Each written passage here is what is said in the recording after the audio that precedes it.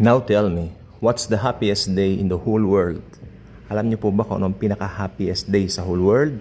Sa araw ng rapture. Well, so sad to say that the happiest day in the world will only pertains to believers of Jesus.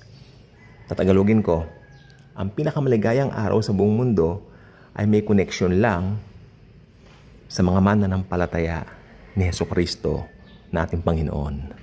Sapagkat talagang ito ay kanyang inireserve para sa atin.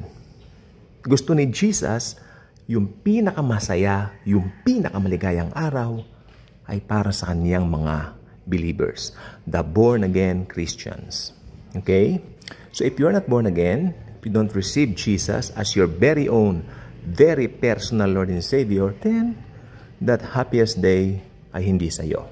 Pero kung tatanggapan na kay Jesus as Lord and Savior right now, therefore, you're included. Congratulations! Okay, pag-usapan po natin ang tinatawag na rapturo o rapture. Malamang sabi ng iba, paulit-ulit, sirang plaka, silang CD.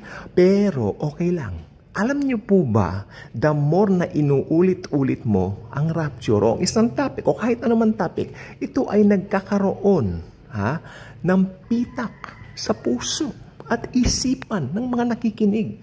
At lalo doon sa mga hindi pa mananampalataya sapagkat they will entertain those words na kanilang nadinig. At ito po maging pinakamaganda sapagkat pag in-entertain na po nila yan, wala na pong ibang kahinat na yan, kundi mag-aral sila, magsuri sila, at tumanggap kay Jesus as Lord and Savior. Tatanggapin na nila yung libreng alok ng kaligtasan dahil narinig nila ang mga bagay nito. So keep on telling about Jesus, spread His love, spread His grace. Spread na si Jesus ay namatay sa krus ng Kalbaryo upang bayaran ang mga kasalanan mo. Siya ang ating upasala. Upasala. Siya po talaga ang tumubos sa atin.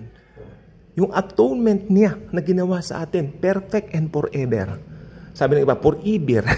Pero alam po ba ninyo, yung ginawa niya yan, dahil sa kagandahang loob ng Diyos. Si Jesus po ay Diyos. Nagkatawang tao upang tupdin ang lahat ng dapat tupdin at ultimately mamatay doon sa punong kahoy na yaon upang tubusin ang kasalanan ng buong sangkatauhan. Ngayon, malapit na naman po ang mahal na araw. Yung iba, nagiging conscious lang, nagiging aware lang dahil nga mahal na araw. Maganda ba yon? Well, check. Maganda rin naman po. Pero kung araw-araw mong naiisip yung ginawa ng Panginoon sa'yo, it would be better. Sapagkat alam mo may sandata ka, may lakas ka. Alam mo ba ang pagkaalam ng kung sino kay Kristo ay sandata mo sa bawat araw ng buong taon? Hindi lang kung mahal na araw, hindi lang kung Pasko. Buong taon, you know what? You have this weapon with you na alam mo, yan ang sandata ng proteksyon ng Diyos sa'yo. Okay? Sapagkat alam mo, you are shielded by the grace of God. Amen? Alam mo, hindi ka matatakot. Ay, magiging katapangan mo to. This will be your courage. Knowing that you are loved, blessed, highly favored, and embraced by Jesus. Yan ang pinaka-importante. Alam niyo po ba ang mga takot, mawawala yan, masusubside yan? May mga kinatatakutan tayo ngayon, pero katagalan, di ba nawawala siya?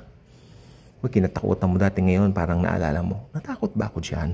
Ay, kinatakutan ko ba yan? O, di ba? Dahil ngayon, na-realize mo na, hindi ko wala dapat kinatakutan yan dahil, yes, wala naman balang kwentang katakutan yan. Sapagkat I have a God, I have a big God. Alam niyo ba yung nakalagay sa Facebook dati na, do not tell God how big your problem is. Okay? What will you do? Well, you better tell your problems how big your God is. I love it. Huwag mong sabihin sa problema mo. Huwag mong sabihin. Paano yun? Huwag mong sabihin na napakalaki ng problema mo. Bagkus sabihin mo sa problema mo, hey, I have a big God. Kayang-kaya kita. Parang si David kay Goliath. Okay, so hindi ko na po tatagalan ito sapagkat may tao po sa gate. Again, tayo po mga believers, tayo po ang nire-represent ni David, di ba? Habang ang Goliath, yan po yung mga pagsubok sa buhay, yung mga trials na padala ng dyablo. Again, magandang umaga po sa ating lahat. Naway, mananghalian na po tayong lahat. Kumain na po tayo para po ma-refresh din naman ang mga bodies natin. Kung kumakain tayo ng spiritual, well, kailangan din kumain tayo ng physical. God bless everyone.